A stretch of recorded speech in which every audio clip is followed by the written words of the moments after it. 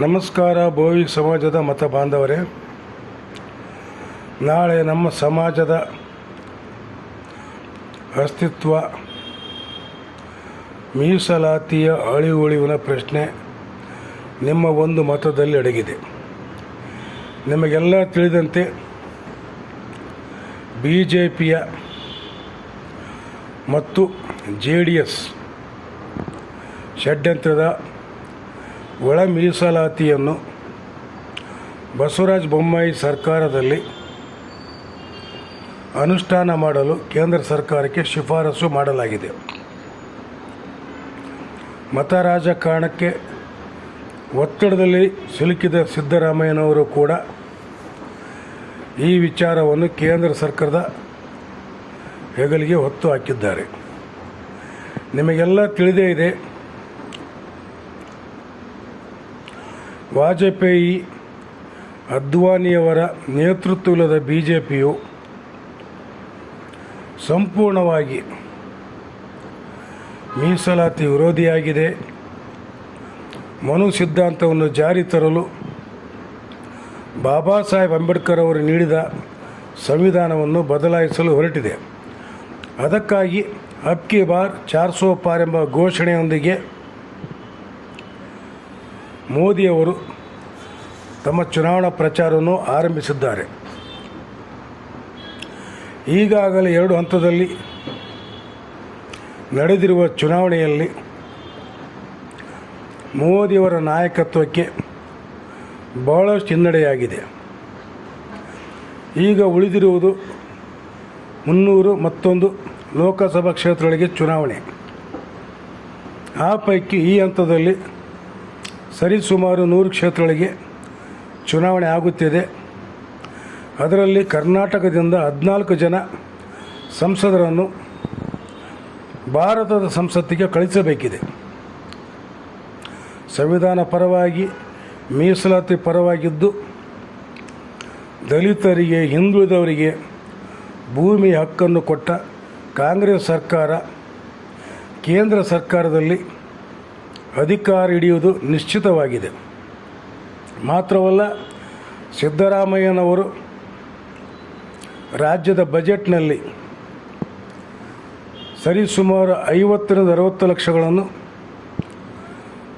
ಸ್ತ್ರೀ ಶಕ್ತಿಗೆ, ಸ್ತ್ರೀ ಸಬಲೀಕರಣಕ್ಕೆ ಮೀಸಲು ನೀಡಿದ್ದಾರೆ.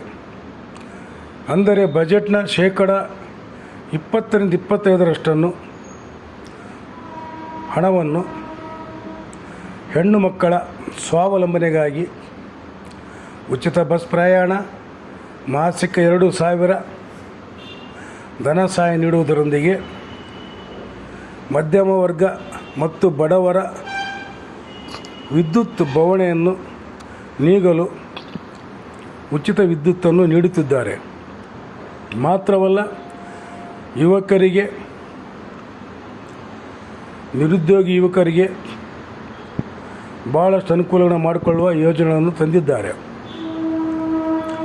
ಇವೆಲ್ಲವನ್ನು ಪರಿಗಣಿಸಿದಾಗ ಮಹಿಳೆಯರು ಮತ್ತು ನಿರುದ್ಯೋಗಿ ಯುವಕರು ಕಾಂಗ್ರೆಸ್ ಪರವಾಗಿ ಈ ಬಾರಿ ಮತ ನೀಡುವುದು ನಿಶ್ಚಿತವಾಗಿದೆ. ಕರ್ನಾಟಕದ ಮಾದರಿಯಲ್ಲಿ ಕೇಂದ್ರ ಸರ್ಕಾರದಲ್ಲಿ ಅಧಿಕಾರಕ್ಕೆ ಬಂದರೆ ಕಾಂಗ್ರೆಸ್ ಪ್ರತಿಯೊಬ್ಬ ಬಡ ಕುಟುಂಬದ ಮಹಿಳೆಗೆ 1 ಲಕ್ಷ ರೂಪಾಯಿ ಅನುದಾನವನ್ನು ಕೂಡ ನೀಡುತ್ತಿದೆ. ಕಾಂಗ್ರೆಸ್ ಸರ್ಕಾರದ 100 ಯೋಜನೆಗಳಿಗೆ ಚಿತ್ರ ವಿಚಿತ್ರ ಹೆಸರುಗಳನ್ನು ಇಟ್ಟು ತಮ್ಮದೇ ಎಂಬಂತೆ ಮಿಸ್ಟರ್ ಮೋದಿಯವರು ನಕಲು ಮಾಡಿದ್ದಾರೆ. ಅವರೇ ಹೇಳಿಕೊಂಡೇ ನಾನು ವಿದ್ಯಾವಂತನಲ್ಲ, ಆದರೆ ಅವರು ಹೇಳುತ್ತಾರೆ ನಾನು MA in entire political science ಎಂದು.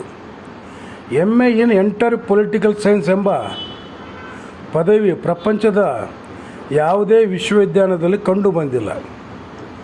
ಈ ಕುರಿತು ಪ್ರಶ್ನೆ ಮಾಡಿದ ಕೇಜ್ರಿವಾಲ್ ಅವರಿಗೆ ಕೋರ್ಟ್ ಮೂಲಕ ದಂಡ ಹಾಕಿಸಲಾಗಿದೆ ಮತ್ತು ಅದಾನಿಯವರಿಗೆ 26,000 ಕೋಟಿ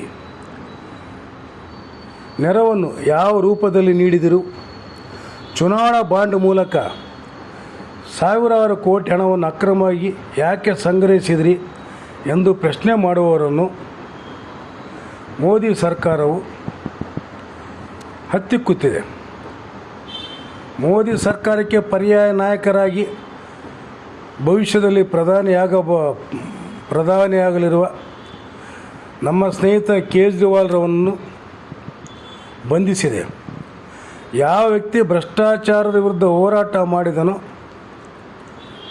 ಅಂಥ ಕೇಜ್ರಿವಾಲ್ರನ್ನು ಭ್ರಷ್ಟಾಚಾರದ ಆರೋಪದಲ್ಲಿ ಜೈಲಿಗೆ ಕಳುಹಿಸಿದೆ. ಕೇಜ್ರಿವಾಲ್ ಘನತೆಯನ್ನು, ರಾಹುಲ್ ಗಾಂಧಿ ವ್ಯಕ್ತಿತ್ವವನ್ನು ಹಾಳು ಮಾಡಲು ಮಾರಿಕೊಂಡ ಮಾಧ್ಯಮಗಳ ಮುಖಾಂತರ ಹತ್ತಿಕ್ಕಲು ಸರ್ವಾಧಿಕಾರಿ ಮೋದಿಯವರು ಪ್ರಯತ್ನಿಸುತ್ತಿದ್ದಾರೆ. ಮಾತ್ರವಲ್ಲ, ದಲಿತರನ್ನು ಅಸ್ಪೃಶ್ಯ ಎಂದು ವಿಭಜಿಸುವ ಮೂಲಕ ಅವರ ಶಕ್ತಿಯನ್ನು ಕುಂದಿಸುವ ಮೂಲಕ ಭವಿಷ್ಯದಲ್ಲಿ ಯಾರೇ ದಲಿತರು ಮುಖ್ಯಮಂತ್ರಿ ಪದವಿಯನ್ನು ಬೇಡಬಾರದೆಂದು ಅಥವಾ ಪ್ರಧಾನಿಯಾಗಬಾರದೆಂದು ಅಸ್ಪೃಶ್ಯ ಹೆಸರಿನಲ್ಲಿ ಪರಿಶಿಷ್ಟ ಜಾತಿ ಜನಾಂಗಗಳನ್ನು ವಿಭಜನೆ ಮಾಡುತ್ತಿದ್ದಾರೆ. ಈಗಾಗಲೇ ದೇಶವನ್ನು ಇಸ್ಲಾಂ ಹಿಂದೂ ಧರ್ಮದ ಹೆಸರಿನಲ್ಲಿ ಸ್ವಾತಂತ್ರ್ಯ ಪೂರ್ವದಲ್ಲಿ ವಿಭಜನೆಯನ್ನು ಬೀಜವನ್ನು ಬಿತ್ತಿದ ಹಿಂದೂ ಮಹಾಸಭಾದ ಆರಾಧಕರಾಗಿರುವ ವಾಜಪೇಯಿಯವರ ಸಮಾನತೆಯ, ಸಮಹಿಂದುತ್ವ, ಅತ್ಯಮೂಲ ಭಾರತೀಯತೆ ಇವುಗಳನ್ನು ನಿರ್ಲಕ್ಷಿಸಿ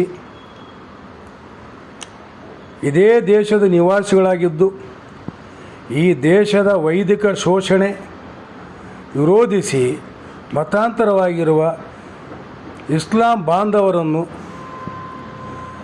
ಅನುಚಿತವಾಗಿ ನಡೆಸಿಕೊಳ್ಳುವುದಲ್ಲದೆ ದೇಶದ ಎಲ್ಲ ಕಷ್ಟಗಳಿಗೂ ಇವರೇ ಹೊಣೆ ಎಂಬಂತೆ ಮಾತನಾಡುತ್ತಿರುವ ಮೋದಿಯವರ ನಡವಳಿಕೆ ನಿಜಕ್ಕೂ ವಿಷಾದಕರ.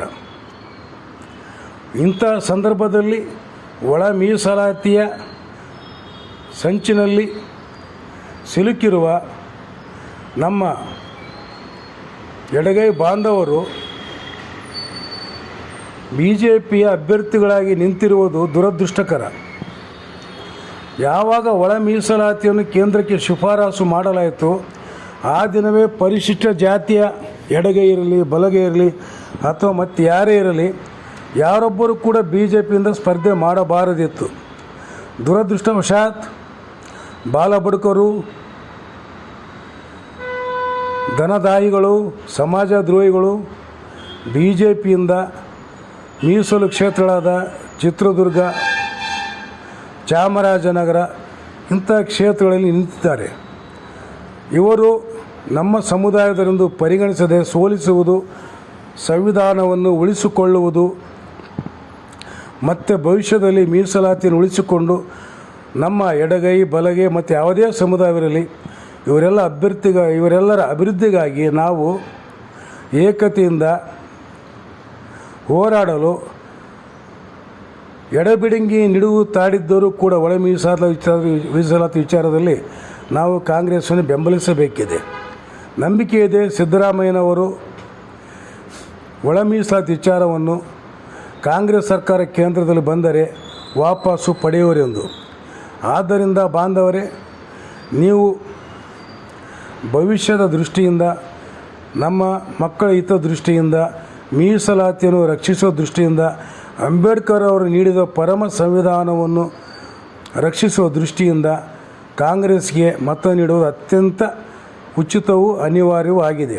ಆದ್ದರಿಂದ ನಾನು ನಿಮ್ಮಲ್ಲಿ ಮತ್ತೊಮ್ಮೆ ಕೇಳಿಕೊಳ್ಳುವುದೇನೆಂದರೆ, ನಾಳೆ ಮತದಾನ ಮಾಡುವಾಗ ಜಾಗೃತಿಯಿಂದ ಅಭಯ ಹಸ್ತದ ಗುರುತಿಗೆ ಮತದಾನ ಮಾಡಿ ಸಿದ್ದರಾಮಯ್ಯನವರ ನಾಯಕತ್ವವನ್ನು ಬೆಂಬಲಿಸಿ ಒಳ ಮೀಸಲಾತಿಯಿಂದ ನಮ್ಮನ್ನು ಸಂರಕ್ಷಿಸೋಣ, ಸಂವಿಧಾನವನ್ನು ಉಳಿಸೋಣ.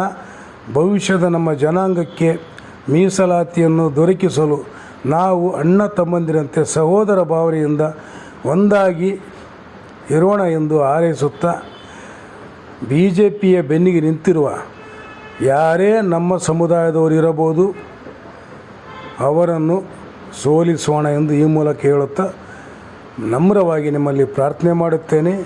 ಜೈ ಭೀಮ್, ಜೈ ಭಾರತ್, ವಂದೇ ಮಾತರಂ, ಜಯ ಹೇ ಕರ್ನಾಟಕ ಮಾತೆ.